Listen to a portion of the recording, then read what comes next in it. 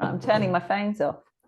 Hi everyone, it's Dee. Welcome back to another episode of Spiritually Speaking. Today I have the beautiful Jane with me, and she is an animal intuitive, and that is a really cool thing. And I've wondered a lot about it. In the pre-chat, Jane, I told you that I grew up in an intensely religious home, and we didn't believe in any kind of mediumship or anything like that. It was, of the devil, as as I was taught when I was growing up.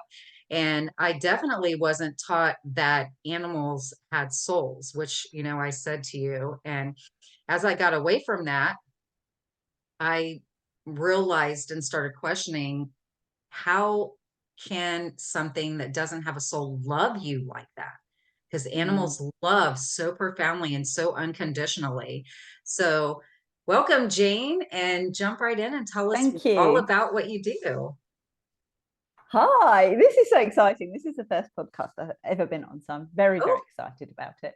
Um, yeah, I'm an animal intuitive. I apparently I've always had a gift that I didn't realize I had, but over this last year, I've been out running and something will come in saying, "Oh, you knew this," um, and so I've always loved animals. Animals are my absolute world. I absolutely adore them. And I have three cats of my own. And I worked in a shelter over here in Australia. I've been in Australia 6 years, worked in a shelter with the cats, worked in behavior and just loved them. And I had to move. So I stopped working at the shelter. And then a friend of mine, well, actually my healer, Marnie, she recommended I went to see this lady, Romy, and have and do a course on animal intuition and how to connect with them and that sort of thing. And I did that last year, and it seemed to open up a whole completely strange world for me. Well, not strange, but it feels very comfortable now. But at the time, I think I spent so many weeks going, wow, wow, wow, did that really happen? And to begin with, as I was telling you the story, that just after I'd done the course, I was laying in bed one morning, and I had my three cats in bed with me, and Eddie was like down by my legs, and Hugo was up on my side, and Baxter came up to my shoulder. And Hugo looked at Baxter, and Baxter got up and walked off. And I went, Baxy, where are you going? Come back here. And as clear as you and I talking right now, he said to me, I know my place. And I was like, wow, who said that? And it was just such a shock to me. And the same day, I was driving down to the city, and I was listening to Romy, and she was doing a workshop, and she asked everyone to connect with her cat. And I just got this message that he'd told me something about being with him coming back and talking to her other cat. And I said this on the workshop, and she went, yeah, you're absolutely correct. And I was like, wow, oh my God, I can really do this stuff. And so I started practicing on some friends' animals, and I was getting some real clear messages. Anyway, about a month after that, I went and had a past life regression hypnotherapy. And that just after that story, a friend and I went to Tasmania, and I had my first sort of person come in and speak to me at the women's prison. And it just seemed to open up from there. And so I would continue practicing. And then my friend in the UK, her cat went missing. And I didn't want to tell her it was me. But I connected with Tony, and I found him, and I knew that he would be home on the sixth day. And I kept saying to my friend Kerry, oh, he'll be home on the sixth day. He'll be home on the sixth day. But I didn't tell my friend Emma that. I just said I'd got an intuitive friend, and they could see where he was, and this would be what happens, and he would be home on the sixth day. And I was convinced it was going to be on the Sunday. And because here in Australia, I woke up Monday morning to a text from her saying, hey, he's back. And I was like, no, it's Monday. I said Sunday. And then I was like, oh, Sunday in the UK. yeah. So I was really, really pleased. I then went back to England in the April, and I met up with Emma. And she said to me, Jane, I knew that was you. And I said, how? And she said, because you told me years ago that you could do this, and you closed it down. And as I told you, Dee, for the life of me, I cannot ever, ever remember saying that to her. so it's kind of gone from there. And and the big thing with animal intuitive is people talk. It's very much word of mouth. And I got myself a mentor in England who is just so awesome, and she really helped me, really gave me some confidence, has really pointed me in the right direction and how to do things and how not to do things. And yeah, I've been able to help all of these animals, and so it went on. And then I met another lady in the UK who told me about trapped emotions. And I read the book, Dr. Bradley Nelson's book on trapped emotions. And I was like, hey, this could work for animals. So Claire and I started working together, and Claire started to release the emotions and I would talk to the animals. Great partnership. And then one day she said, Jane, you can do this. You can do this on your own.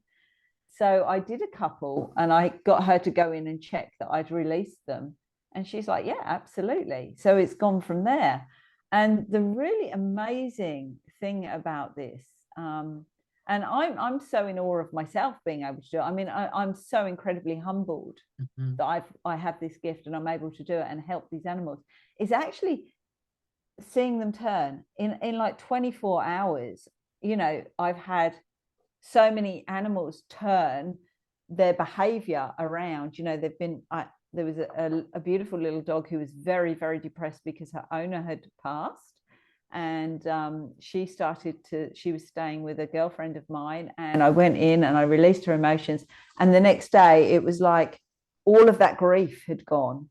And this animal, this beautiful, beautiful girl, she's running around now, she's very happy. That has gone. And it's just like with humans get trapped emotions. You cry, you think that the crying has gone, but it leaves something inside of you, in your liver, in your colon, in your heart, and then it stays there, and it builds, and then another one comes in and that happens. So you imagine in a little animal that happens. So many animals go through so much trauma. And it's not just about the grief, it's about the abuse that they have. I've had several animals that have had really quite awful abuse, and I've gone in, released their emotions, and they've settled, they've calmed, they climb on their owner, they become cuddly. Yeah. So yeah, what an awesome job. Hey. Yeah, that's amazing. And I don't think that, you hear about emotions being trapped in our human bodies. I don't I've heard that term before, but stored, I guess, is the one I'm more familiar Yeah, with. That yeah, our emotions get stored in like our fascia and our, our connective tissue and our yeah. muscles and joints and things like that. And like you said, liver is a big one because that's our, Yeah, filter huge. that traps everything. And Yeah. but I don't think we really think about animals having that, and that No, they get their no. feelings hurt and they experience things as trauma too. And so that's Mm, really interesting that mm, you did that. mm. Yeah, and I think, I didn't, when I started reading the book, I was, there is a section in there, oh, you can do this with animals, and I just didn't realize just how much that happens. Because if you think about their small little bodies, I mean, some of them are obviously a lot bigger. Ours is. There's that has such an impact on Yeah. them, such an impact. And to see, there was, I can use a few examples, but there was one dog that I helped who was 4. He lost his friend, his other dog friend, and he was not coping. They'd brought in a new dog. He didn't like it. Brought in a puppy. He quite liked the puppy. But he wasn't coping. He was not coping with life. And in fact, the vet said to his owner, well, I think he's just fed up with life. And I'm like, no, he's 4. At He can't age, just be yeah. fed up of life. That's just no way he can be fed up with life. So I went in and spoke to him, and he was missing his friend. So I was able, and again, all of this stuff comes in, and I don't know that I can do it until I do it. So I got a picture of the dog that had passed and brought her in. I spoke to her and said, hey, can you come and be with this dog? Like, he's really missing you, while I work with him. And I released his emotions, and he started playing with the puppy, and the puppy was very, very similar to the dog that had passed. So they were great friends, but he was still lunging other dogs. He was lunging at cats. He was just generally quite fed up. And I released those emotions. And then I went for a run, and my guides came in and they showed me him walking with a toy in his mouth. And I was like, oh, that's really, really interesting. Okay, let's try that. So I said to the owner, can we try this? And she went, I don't think he'll go for it. And I said, no, I think let's just try. What have we got to lose? If you've got some toy that he loves in his mouth. And she said, all right, I'll try. And she's over in the UK. And about an hour later, I had the most tearful, excited lady on the phone, and she's like, oh, I can't believe it. It was such a different walk. He was happy. He had it in his mouth. He didn't look at other dogs. He didn't look at the cats. He was just halfway through it round. It was summer for England. He dropped the toy and she picked it up and carried it because he was hot. And he was just so focused on the toy. And when I went back in, he'd got no trapped emotions. It was just the most beautiful, beautiful story. This little boy, this little dog, well, he wasn't little, he's quite big actually, but he was just so broken. He was so broken by losing his friend. He didn't know why he'd lost her. Like one day she was there, the next day she'd gone, and I went in and found out she'd got poisoned. She'd been poisoned. She died very quickly. And he didn't understand why. And I said to her, can you just stay with him for a little while? And she's like, oh, that boy. But she did. She stayed for a while until he settled. And the owner just about 6 weeks ago sent me a video of him running around a field, just the happiest boy. And, you know, if I hadn't have released those emotions and been able to help him, he would have still been so stuck in that, you know. So I think combining the chat and being able to release the emotions has had such a profound effect on him and so many other animals. Yeah. And, you know, that's how I kind of realized. Anyway, moving on a few months, I then worked with some more animals, release their trapped emotions, had an instant effect, but then they regressed. And I was like, what's going on? This is not right. So I went in and there was more trapped emotions. And suddenly it was like a light bulb had gone over my head that these animals are just like us. And we won't release anything until our body is ready to release it. We have to do that healing. We have to respond to the triggers, and then it comes up again. And then you release it, and then it comes up again. But it's not the same each time. It, you know, it gets less and less, but it still comes up. So yeah, that was a real learning curve. I ended up sort of crying quite a lot, going, why has this not happened? What's gone wrong here? Why are they not doing it? And then I realized that, you know, it's not always that simple. You do have to go in a second time and sometimes a third time. It's a bit like having PTSD. Yeah, I could see where it would be, you know, I mean, because it's trauma to them too. I mean, it's painful to grieve, and, you know, you'll have days where you can talk about something, you know, like someone that has passed, like I can. Both my parents crossed over a couple years ago.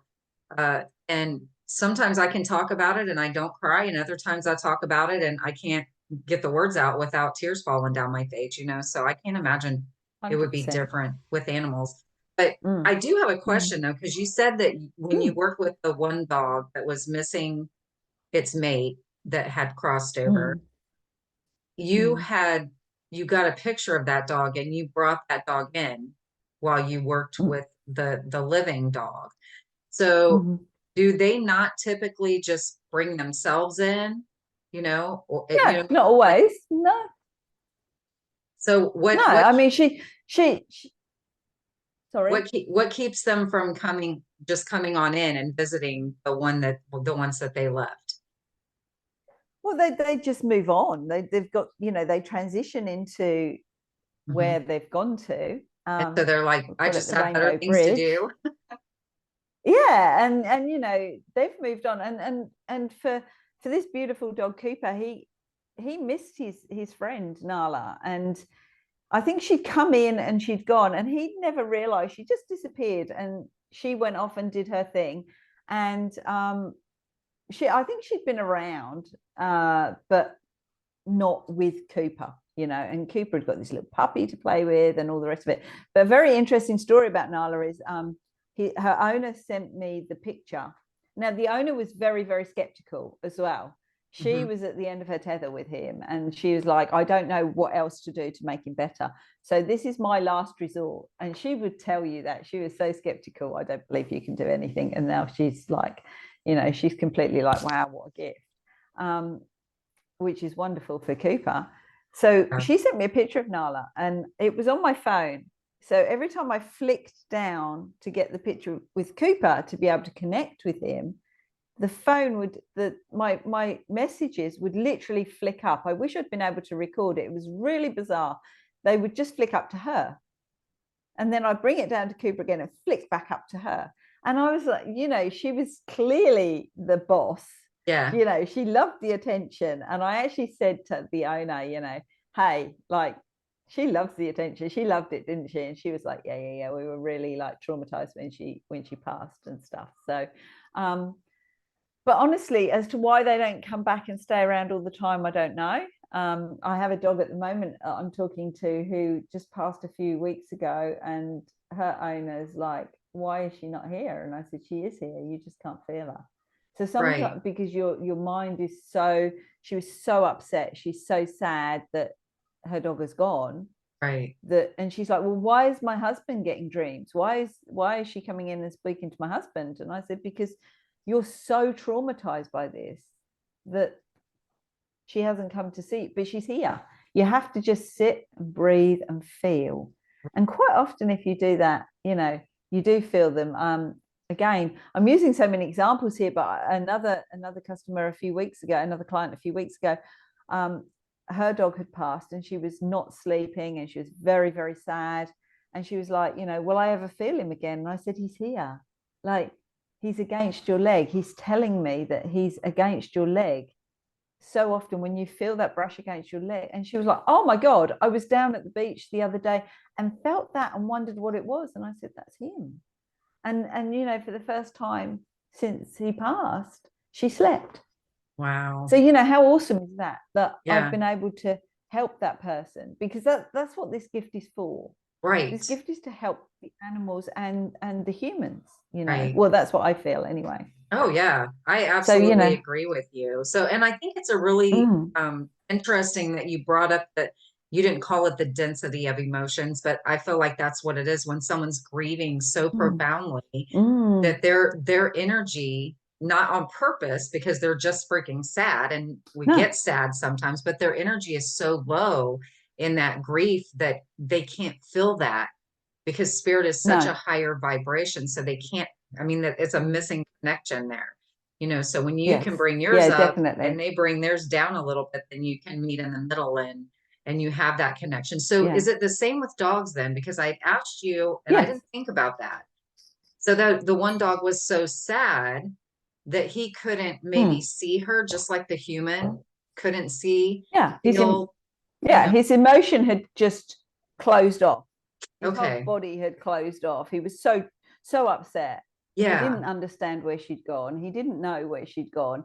And lots of times, they say animals sense things, and they absolutely do sense things, but they can also be so traumatized. They can be so shut down to what's happened, what's going on. Well, where's my friend gone? Why is she not here? Right. That they don't feel it either. And that you have to sort of bring that energy in to the dog for them to feel it, for them to understand. And it's almost like the energy has to come in and hold space for the living animal to be able to heal. They hold space for them. They comfort them. When I connect with an animal, I have a way in my imagination where I've connected my heart to their heart, and I have them in my arms in a bubble. I'm holding them, and I'm loving on them so much that's how I can connect, And I also feel like, I'm just the vessel, right? I'm just the human vessel. I'm part of a big team. Those guys, my ascended masters, my archangels, my angels, my guides, they are all with me. this is, I'm the human vessel that this comes through. So, if it's not right, then I won't be able to do it. If they don't want me to, then I can't do it. Right. It's a big team effort. It's a big team effort. They guide me to help and process and understand and give whatever it is I need to give. Yeah. Which sounds utterly woo-woo, I know, and utterly like out there. Right. But this is spiritually speaking. So if people are tuning yes, in, they expect to hear this kind of yeah. conversation. So, but yeah, like, somebody who doesn't get it thinks you're completely batshit crazy, yeah. I have a couple of ladies at work who totally get it, and they love what I do. They watch what I do, they sing what I do. There's others that go, what on earth are you even talking about, and they just don't get it. But there's also so many skeptics out there that have asked me to do things, and I've been able to do them, that they then open themselves up to this, Right. And I think it's very important that people realize that animals have souls, we have souls, we're on this earth to love on people, to bring the peace, to bring the harmony, to help, it's I think we get so caught up in the world of money and politics and all of that. We get so caught up in that we don't see the beauty around us. And it's only when you see that beauty around you, and the stunning world that we live in, and we lift our vibration and our frequency higher, that we can be open to what is true and real out there, and this is real, this it feels to many people that it isn't real, but it is real. Animals can talk, and we can understand, and what I do is not, I say it's not rocket science. That sounds really awful, doesn't it? I'm not dismissing it at all, but so many people can open their hearts and open their minds, and they can hear their animals. Yeah, it's not as complicated as people make it out to be. It's just really about allowing that connection. I was told recently to get my ego out of the way, in my readings, and it's true. Yeah, like I got told that. But sometimes we need to hear that, and it was said with all the love, so it didn't bother me or make me upset in any way, because sometimes we need to be reminded, basically stop making this about you, and just keep that channel open, that channel of information open, because it's there and it's going to come in like that. And there are going to be skeptics. There's no matter who you are, no matter what you do and how good it is that you do it, there's always going to be people who are going to have something negative to say or something like that. But like you said, we put our focus on the positive. I have people say to me frequently about all this stuff that's going on in the world and all this negative things. And I go, yes, there are things that are horrible going on in our world that are frustrating and, disheartening. But there are also many beautiful things that are happening in this world. The negative stuff just seems to be louder. That's the stuff that is being paid attention to because it's louder. There's all these crazy videos to watch and everything with all this noise and all this, stimulation, auditory, verbal, visual stimulation. And then if someone posts a picture of a sunrise with the birds tweeting and the crickets chirping in the background, it's so beautiful, but it's so quiet. It doesn't get the recognition this other loud stuff gets, but it doesn't mean it's not happening.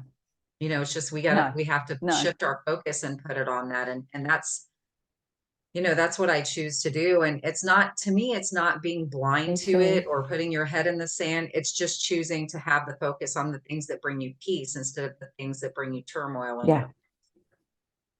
100%. And I think I know for myself how much I've changed in the last few years, like last maybe 2 or 3 years. I have stepped away very much from all of that noise. I find it really difficult to be amongst all the noise now, because I've almost come out of my head and I'm in my heart. And I mean, Yes. you know, we're none of us are infallible. Right. I had a week last week where I was totally in my head. I could, and as you say, ego. I couldn't get out of that. I kept talking, I kept journaling, I get, you know, get out of your head, get out of your head. And it's really difficult sometimes to do that. You know, I go out and I ground on the grass, and, you know, I imagine those magnets on my feet pulling me into Mother Earth, you know, and my focus now is so different to how it was 2 years ago. So for me, like the skeptics that are out there, that's fine. That's fine. I send them love. Yeah, I send them absolutely. light. And I, you know, and I get where they're coming from, because I was there myself once, you know, Yes. and it's very difficult. It was very strange for me to actually sit back and go, wow, I can do this. Like, can you believe that I can do this? And I actually said this to the lady that is giving me some mentoring. I said to her, oh, look at me, little old Jane. I can do this. Who would believe that? And she said, I don't ever want to hear you say that, because, you know, we're all incredible humans. We're all incredible beings. You know, we're all here in this moment at this time, and we're just in different journeys. Mm-hmm. And my journey has always been about helping the animals. My, you know, like since I've been in Australia, you know, I worked in the shelter.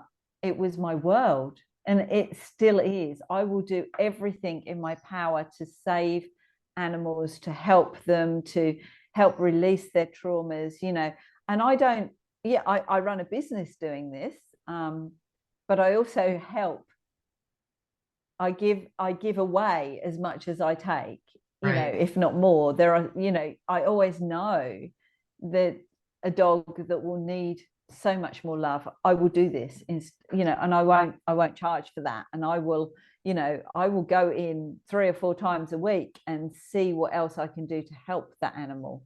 You know, it's just it's a calling. I think it is a calling, and but I also understand that not everyone will get it. And, you know, I just, what I like to think is that that those people who don't get it go, okay, well, I don't get that, but good on you. Good on you. I can see that you can do this, and I can see what you're trying to achieve and how much love you have for these beings, you know. And right now in this world, we, because of the rising cost of living and because of all the things that are going on, we have so many animals that are in pounds, are in shelters, are on the streets, are being abused, they're not being fed, you know. It's almost an epidemic, Yeah. you know, right now. And it's in every single country. It's not just here in Australia or in the UK or in the States. It's in every country, you know. And these animals are amazing. They come into this world to teach us. They're Yeah. higher beings than us, you know. They're here to show us the way. They're here on a journey, and they're taking us on the journey as well. They're showing us love. They show, look at, and you said this yourself earlier, you know, look at how much love an animal will show you. When we were talking pre this recording, you know, they have so much love for you. How can they not have a soul? Yeah. And that's what they're showing us. They're showing us that love. They're showing us what it is to be a person or a being with so much love, just to spread. They don't pick and choose who Yeah. they They love. have They no come in agenda. here and they want to love everyone. Yeah. Exactly. And I think how beautiful this world would be if we were the same, you Yeah. know. If you don't believe me, don't believe me, but I love you anyway, you Right. know. If you Exactly. want to go down that journey, that's fine. That's your journey. You know, I can't judge you for that. And that's the same with the animals. They don't judge you, you Yeah. know. Um, so it's a true gift to be able to do what I do, but it's also a huge journey, teaching, learning journey for me as well, Yeah. you know, to change as a person in being able to do this. Yeah. It's amazing. Yeah. And I was thinking, it's so cool because I feel like, and I just said this to my friend because we had a recording earlier today. It actually, that one the scheduling got a little bit interesting. But anyway, the thing I said to her was, I've been seeing spirits since I was about 4 years old. So for Mhm. decades, I've been able to see spirit, but I've never really been intentional about my connections. And it's so, and in many ways, I feel like I'm at the beginning of my journey as well. Mhm. So, Mm. it's so interesting. So I think it's fascinating that you're at the what you consider the beginning of this journey. You haven't been in The it very beginning, long, for and sure. you're making No. these huge strides, which I think is just incredible. But how Mm. how has your family reacted, your family and close friends to this? Is it something that they've embraced alongside you, or is it something that they are like, Yes. oh my God, here she goes, she's being weird again? Like, how's it been? Got to laugh because that's hilarious. That's exactly what my family are like. They're like, oh, you can do that. I mean, they kind of ignore it a little bit. They're just like, oh, Jane's a bit woo. She's a bit, she's a bit crazy. So because they're over in the UK, we don't talk about it very often. But my friends, oh man, I have got the most amazing friends, the most amazing soul tribe. And when you go on this journey and your world changes and Yes. your life changes, the right people come into your life. And I have got the most incredible soul tribe, who boost me up when I'm down, who encourage me when I say, really, what am I doing wrong here? What's going on? Because I have those moments. And they support me in so many different ways, and that's friends in the UK as well as friends here. I would say here I've got about 6 or 7 friends that just they've got me. They've got me. They understand, and they kind of go on the journey with me. And some of them have been on, they've started their journey as I started my journey, and they've gone off in different ways that, they don't do what I do. Mhm. They're in awe that I can do what I do, and they boost me up, and they're just like, because it's always been a bit of a sort of joke. Oh, Janie G, she's a bit off the wall, she's a bit crazy. She's a mad English woman. She's a mad English woman with cats as well, which is also pretty, crazy. But yeah, they all support me, Dee. They do. And you know what I've Good. found, that as this journey continues, and this, I feel like you and we already know each other, and we met about 3 days ago. Yeah. um that as you go down that journey, these people come into your life, Mm. sometimes for a season, for a reason, for a lifetime. It depends. I have one of my best friends passed away just 3 years ago now. And she used to say to me all the time, Chick, people are in your life for a season or a reason. Yeah. But that's not always true. I think there's season, reasons, and lifetimes. And they come into your life, you love them, you learn, they move on, you go in different directions. But there are certain people that stay with you throughout this journey. And I'm so incredibly blessed to have these people in my life that I can just go, guys, I'm having this really bad day, or I've got this problem here, and this is, and they'll go, right, okay, look at it this way. And then I come out of my ego, I come out of my fear, and I go into that world of, right, okay, come on, you've got this. Get out of your head, get in your heart, you know. My family have always thought I was a bit crazy, especially my sister. She thinks I'm completely crazy in the most beautiful way, most affectionate Yeah. way. She's just like, oh. My brother, Like, I my love you, brother sis, is but is yeah, I love you, sis, but you are absolutely crazy. My brother is he gets me, he does get me, but he also thinks there's an element of me that's quite crazy. But they both accept me for who I am, and I'm incredibly lucky to have such an amazing brother and sister, really. And they are wonderful. But yeah, they don't kind of understand that this is, they understand, but they don't kind of get it. They just let me just do my thing, you know. Hmm. it's so interesting because I have one brother. That's it. No sisters, just one brother. And our relationship has kind of ebbed and flowed over time. And I hadn't talked I hadn't talked to him in about four 4 or 5 years when our parents got sick, and our parents crossed over 14 hours apart. Our mother went and then our dad. Oh, And it was, oh, I'm sorry. That's awful. yeah, and it was Or it maybe was it's such a lovely. crazy situation. Yeah, it actually was. It was crazy and sad, but it was really beautiful at the same time. And maybe one of these Mm. days on a podcast I'll tell the whole story of how it all happened. But I Oh, for always sure. say You should. Yes. if they didn't sit down physically and talk about what they were going to do, then their souls did. Their souls did and planned it all out. Because I swear to Yeah. you, my brother and I are talking now. And not only are we talking, we are really close. And, and he is, has this spiritual element to him that I never even knew existed, because he was all bogged down in other things, which is his story to tell, not mine. And I won't go down that road, Mm, mm, his mm. story, but it's so cool because I remember not too long ago, I shared some stuff with them, and then I said something about seeing spirit, and he's like, "What?" Like, he goes, "You see spirit?" And I'm like, "Yeah, since I was like 4, you know?" And he was like totally blown away because I didn't talk about it. I knew I couldn't inside the religion. It's just like I always instinctively knew that even as a child. If I ever did have a conversation with my parents about it, I don't remember it at all and how that went down. But yeah, it was something that I just didn't talk about, and my brother even had no idea.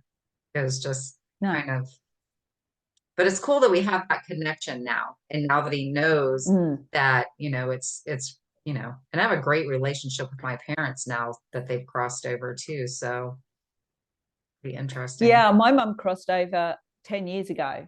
Um, and that's why I went back to England actually this year to be with my brother and sister. And it was the first time in 10 years that we've all been together.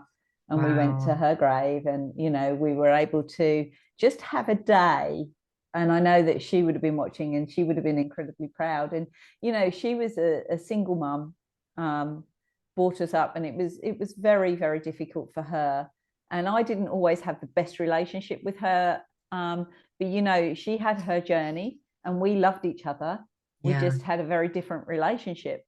But I know now that she's with me. She comes in, and we talk. And my grandmother, my nan, who I was incredibly close to, she is with me like constantly. And in fact, she was one of the first to come through when all this started. And I remember just standing at the kitchen, washing up, talking to her, like having this conversation. And all of a sudden, how that ego moment comes in, that fear. And I'm like, am I imagining this? Or is she actually here? And I said to her, is this really you? And she went, well, of course it's me, you daft apis, which is what she used to say as a kid. And it's just something that would never have come out of my mouth. And I was like, oh my goodness, she is here.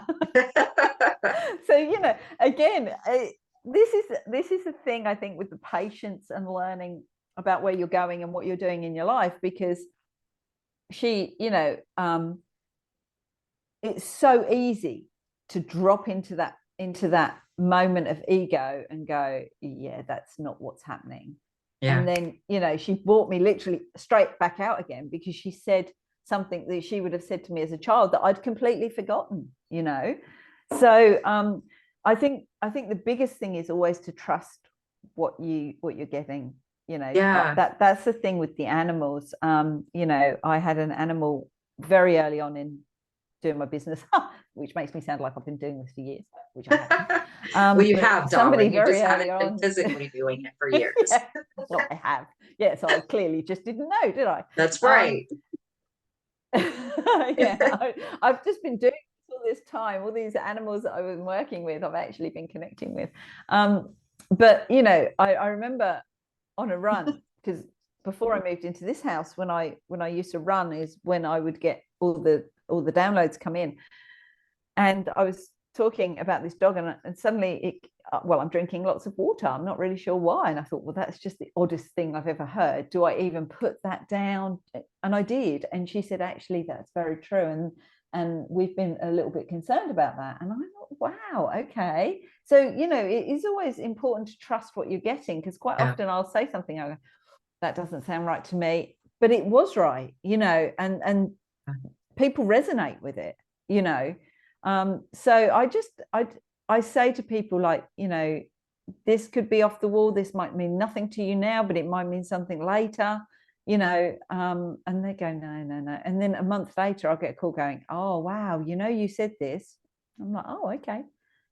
That's interesting. But again, it's also about not being in your ego and going, well, see, I told you, because I don't do that. It's all very like, wow, okay. It's so cool, that I always say I'm constantly amazed, but never surprised by spirit, because it's not surprising, but it's just the coolest thing. And, like my friend and I, when we'll talk, sometimes we'll just, one or the other of us will just be like, oh my God, I just love spirit, because it's so freaking cool. Like it just, but I want to tell you something. I just feel like I need to share this with you. When I was talking to, scheduling an appointment for the gentleman who gave me my first intuitive reading the other day, we were chatting, and one of the things he said to me, and I actually even wrote it down, is that comprehend, don't understand.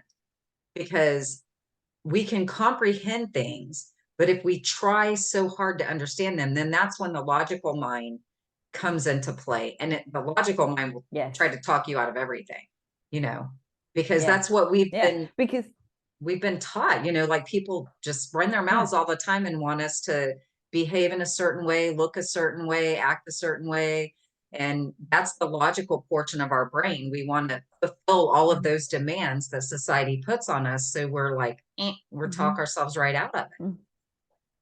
100%. We've been so indoctrinated to think this way, be educated that way, to go down this route, that that's rubbish and this is not, and this has been going on since we were kids, and I'm not saying that everything I did as a child or in my life has been wrong, because man, what a journey I've had. I've had an incredible journey, and actually was told in a reading that I would write a book, which is highly hilarious. I mean, honestly, I would write a book. But then this is a bit of a story. I was told that, and I was like, yeah, okay, whatever. And I went to bed one night and it just came in, well, this is what your book's going to be called. And I was like, oh, okay. And then about 3 weeks after that, I woke up in the middle of the night and I was writing the foreword for the book. It was just all coming in. And I went to work the next day and told my work colleague, and she said, you need to write that down now so you don't forget. And I literally wrote it down word for word, and I don't know how I did it. So I've got a title and a foreword. It's just the whole book I haven't got really. But you're indoctrinated to think one way and do one way and dismiss things. And I think, I've had this beautiful journey, and it's not been an easy one, but it's been a beautiful journey, and it's been a learning journey. And where I am now in my life, and what I'm able to understand and comprehend and see, is just so amazing that I can't help but say thank you for my journey. However tough it's been, it's brought me to this point at this time. And I know you and I have spoken for a few days on and off, and you actually said to me, I think spirit came through and said to you, tell her, don't resist, I think is what you said. And so again, I didn't know you before. We've not met until today, really. We've just spoken, but that you've had that message to give to me, someone you don't know. How beautiful is that? It's so cool. You're able to help these people. It's so cool. And it's all about trust and believing, and just, what, it might seem off the wall, but what if there's a tiny little part of you that goes, all right, I'm going to go with that, because that's what happened to me. Oh, I have goosebumps right now. In that room. I sat in that room and went, I don't think I can do this. Now, and then I went, why can't you? Why can't you? Why can't you just have that little point of believing, go home and practice? And the lady that on the course that I went on, she's a friend of mine too. She wrote a book and I went to her book launch, and there was a couple of people there that she'd also taught who weren't doing it. And that's fine. That's not their journey. Sure. But they were like, wow, you're actually still doing this. And I'm like, yeah, I am. I love it. This is amazing. And this is the journey that I'm supposed to be on. So, I would say to anyone who wants to do what I'm doing or wants to open themselves up to just have that little part of you, even if it's only 10%, just a little part, just to go, hey, this could be right. Hey, just believe this and see where it takes you. Because I'm now almost a year on with a beautiful little business that's, growing each day. I've helped so many different animals because there was a little part of me that believed that I could do it. Yeah, that's so amazing. I love that. So tell me, do you only help people in person, or is this something that you do over Zoom or, other platforms? I actually, no. So what happens is people get in touch with me and ask me to help with whatever. I need a full face picture, full face and body picture of their animal. They tell me a little bit of the backstory. I always need to know the name so that I can connect, the age, and then I go in and I have a couple of conversations. I write a few notes. I go out for a run. My guides normally come in at that point going, you can help this animal by doing this, this, and this. Sometimes I'm guided to do some animal ascension Reiki or some sort of healing. And then I put it all together and send it over to them and say, look, let me know if this resonates. This is what I've got. I hope this works for you. And that's it. I am actually doing a live one, which is the first time I'll be doing a live one next week with a lady whose dog passed away, was lost and passed away. And I helped her find him. And she wants to talk to him. So I am going to do that as a Zoom live call. So I'm kind of open, as I grow and the confidence grows, I'm open to either. So yeah, that's pretty much how I do it. That's awesome. So do you are you charging for that Zoom, and do you have it full right now, or, because I mean, no, I don't have it full. Okay, because this episode won't drop until after next week, but I can post it in my group and I can post it on my YouTube channel for people as a post for people to be able to see when you're having it, and then maybe you'll get a person or two jump in there from that. So you'll have to give me I need to speak to them and see if they're open to me doing that or whether they want to keep it private. Oh, gotcha. Okay. I have been thinking about doing that as a, YouTube live with a couple of animals. Interestingly, it's very much easier to do it from a photo than actually a real animal, although very, very interesting story, which I'll share. I had a lady early on ask me to speak to her dog who was deaf. And I spoke to her and she contacted me and said, hey, did you speak to her at 6:45 this morning? I was like, yeah, about 6:30, 6:45. She said she was going crazy, like barking, like really bizarre. And I never heard that, never had that feedback before. And I was like, wow, that's really interesting. So I did the reading, sent it off to her, and she said, hey, I'd love you to come and meet her. So I went round to her house because she was just up the road. And I went to her house to meet her. And she was like, she didn't know who I was. She was barking. She like, she was very friendly, but, and I said, I just can't connect with her, like, as she's sitting there. So she said to me, the owner said to me, why don't you look at her photo while you're in the room and see if you can connect with her? And I did. And she said, and then you might see what she does. So I did. I connected with her and she was going crazy. Like her husband, the lady who owned the dog, her husband was very skeptical and he was in the room as well.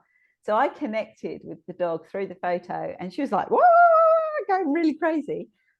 we had a little conversation, and I said, right, I'm going to go now. Thank you so much for talking to me today. I disconnected, and she went completely silent. Wow. And we were all sitting there going, wow, you know, because I'd never seen that before. Yeah. But because she hadn't heard, but she got my voice because I was talking to her energetically. So that's it so is, cool.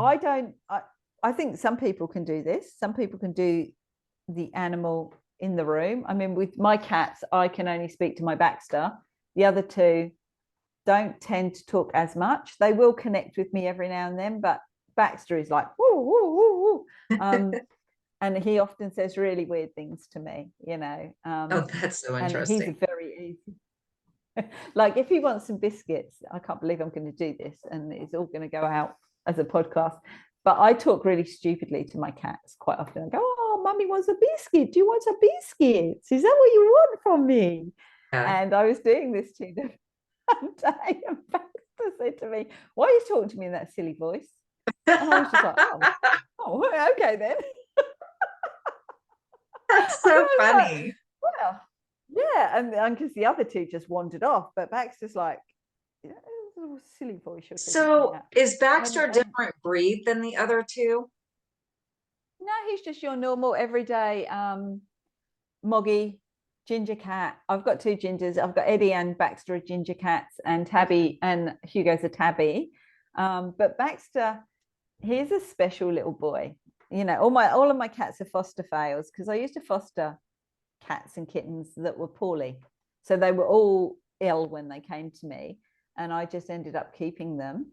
I had a little kitten called Ruby, who I adopted knowing she had a heart murmur, and she was with me for about 8 weeks before I had to have an intervention and have her put to sleep because she just couldn't breathe. Her actual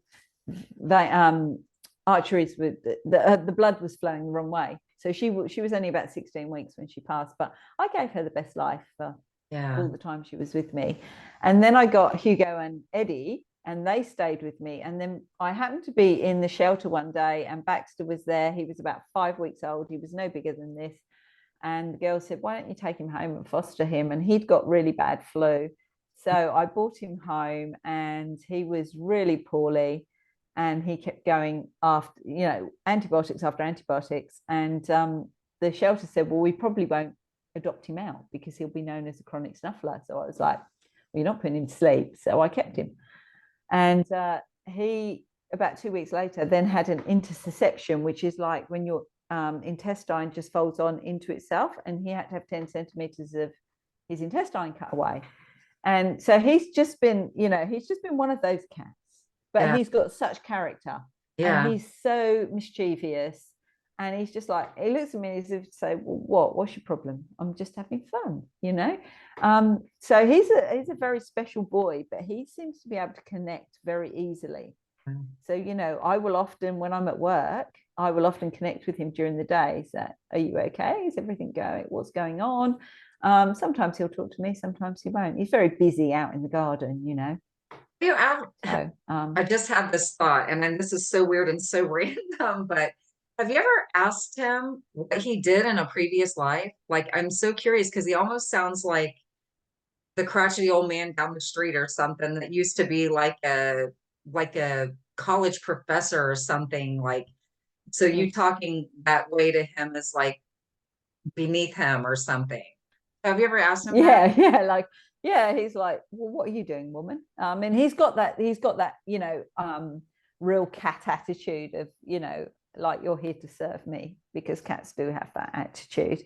I haven't, but what I have spoken to animals that have passed and animals that are here who have told me that they have been an animal in their previous life. And often I've had a couple of animals show me what they would look like as humans, which is really, really interesting. I had one dog who showed me, he was like an old man sitting in an armchair with a check shirt on and a little moustache, and he'd got a bit of a flat cap, and he was very well spoken, and he was like, that's what I would look like if I was human. I was like, oh, okay, that's quite interesting.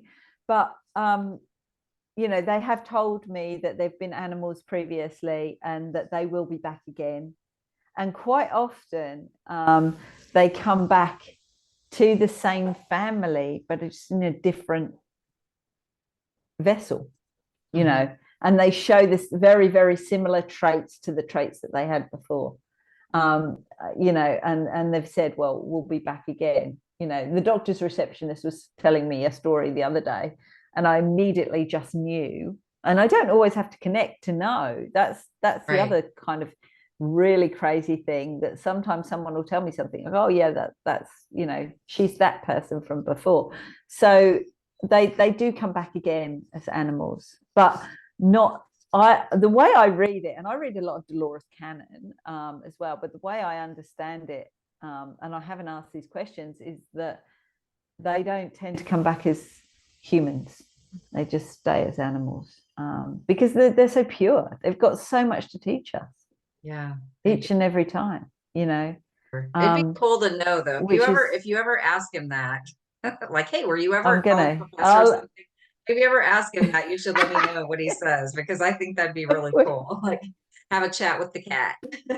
So cool. That's so cool. I'll ask him, hey, what were you in a previous life? Because it's interesting, isn't it, how we've all been other things in previous lives. My past life regression certainly opened up my eyes to what I took out of that life into this life. So it's no different for animals, for sure. We're all souls.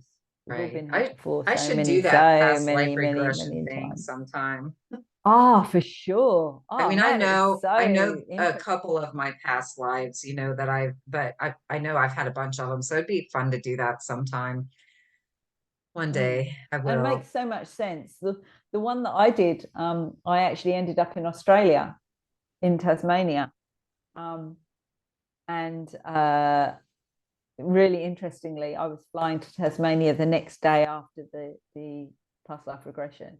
I had no idea that I'd come over on the boat, and I ended up in Demon's Land. And this was like during the hypnotherapy, and I came round and I was like, where's Demon's Land? And the guy was like, that's Tasmania. And I'm like, oh my God, I'm flying to Tasmania tomorrow. It was completely bizarre.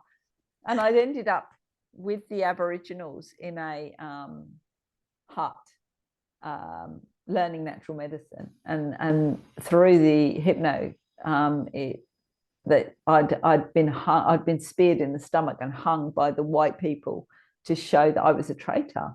And the next day we flew to Tasmania, and we were walking around the women's prison, and there was a big picture of this white soldier spearing someone in the stomach and hanging them. And I was just like, oh my word. Wow, that's crazy. Like, it's so cool. I mean, it's not cool that visual is not cool, but it's just so the synchronicities of stuff like that just is so amazing to me. Well, I took a picture of it and sent it to the hypnotherapist and went, look at this. And he was like, oh my goodness. Wow. There's your higher self. And it was just literally 15 minutes later, I walked out into the nursery of the prison, and a lady came through looking for her baby at the prison. And that was the first ever time that I can remember that I saw someone.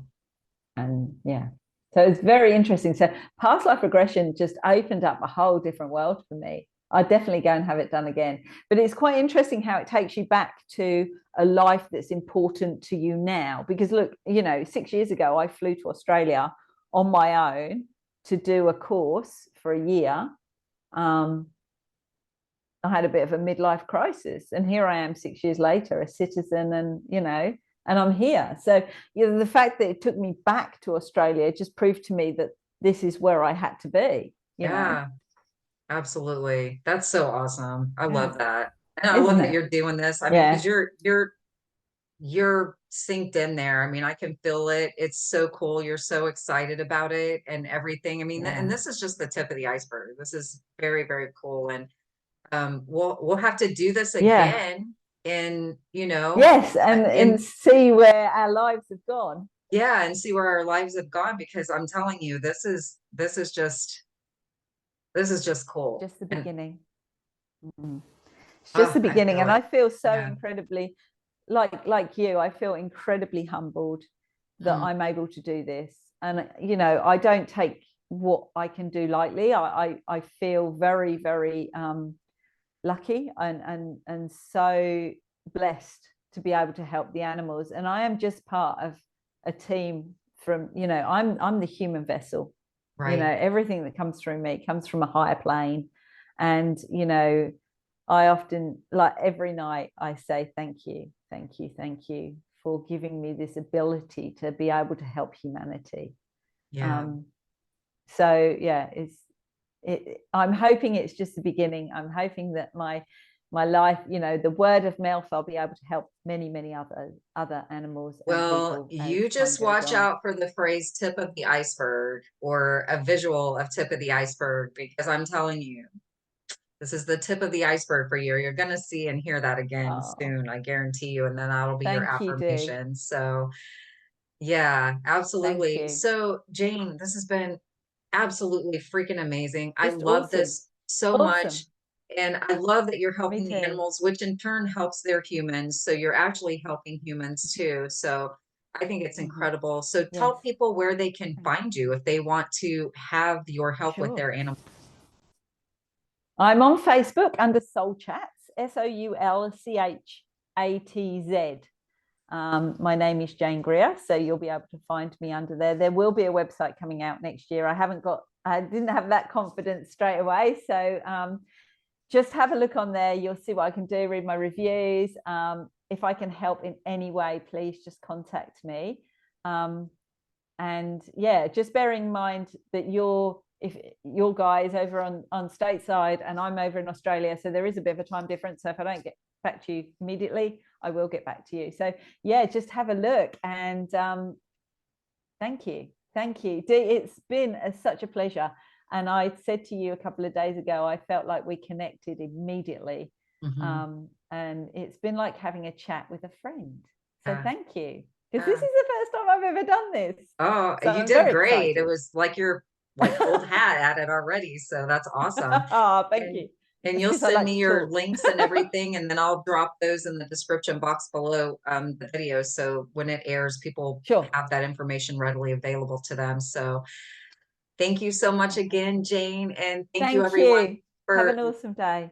thank you. Don't leave just yet. I'm going to chat with you after I close this out. So thank you everyone for showing Sure. up, and I will drop Jane's information in the description box below the video. Don't forget that we do have this Spiritually Speaking Facebook group, which will also have the link in the description box below if you'd like to join us there. So thank you everyone one more time, and remember to like, share, and subscribe so that we can get this out to everyone who needs the help of someone like Jane with their beautiful pets. So I will see you on the next one. Thank you so much. I love you all. Lots of love, everyone. Bye.